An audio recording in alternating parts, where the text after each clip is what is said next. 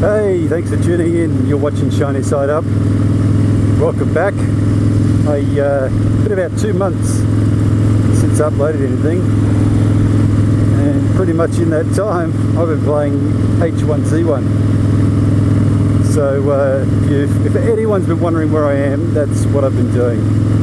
That and a very busy schedule at work.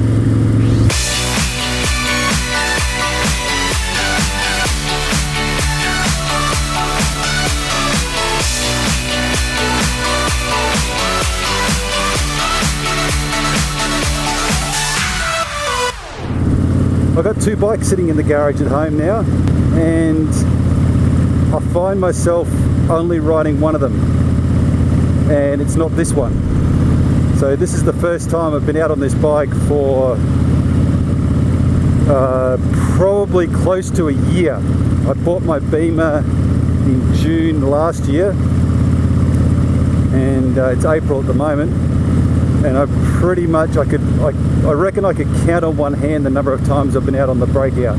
So today's ride is kind of about seeing if I can figure out whether or not I really want to keep this bike, because there's no point having it sitting in the garage collecting dust. I'm paying rego insurance on it, I'm paying a finance every month, and I kind of just go, is it really worth having this bike sitting here? Because the Beamer is just stolen my heart.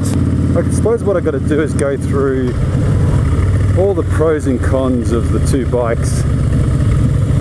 So if I look at the pros of this bike, well, you know, it's a freaking cool bike. It's big, it suits me, like I'm tall, so it really suits me. I love the way it looks. I mean, I think I just said that. It's a cool bike. Okay, so let's talk cons. It's heavy. It's a very heavy bike. The handling is terrible. Now, keep in mind, I'm comparing the handling to the S1000RR, the best super sport bike for 2015. Hey, just one thing I should splice in there too about handling on this bike is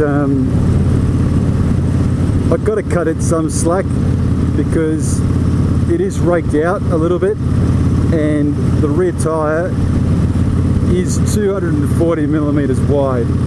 So just in case anyone thinks I'm bashing it about, you know, handling too badly, you know, obviously I'm aware of, you know, those factors, and they play their part for sure.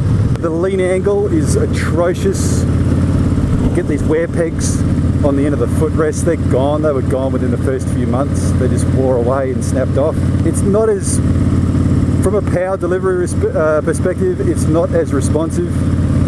Again, I'm just doing comparisons to the Beamer. That's what I've got. Although I love the sound can be very tiring, fatiguing. For the money, pound for pound, again, the Beamer, always the Beamer. It's not as good. I definitely feel like you're buying the brand name.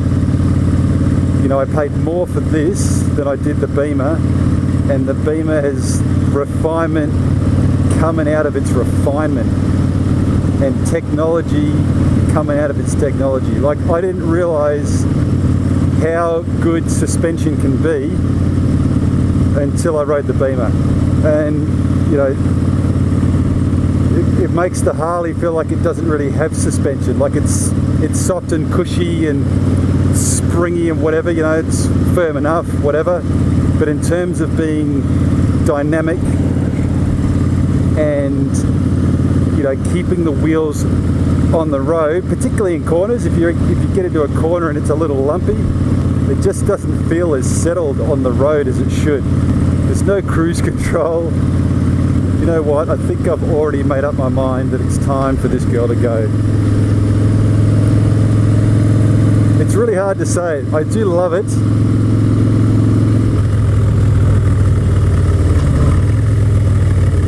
But I just don't think I love it enough. I think my taste has changed.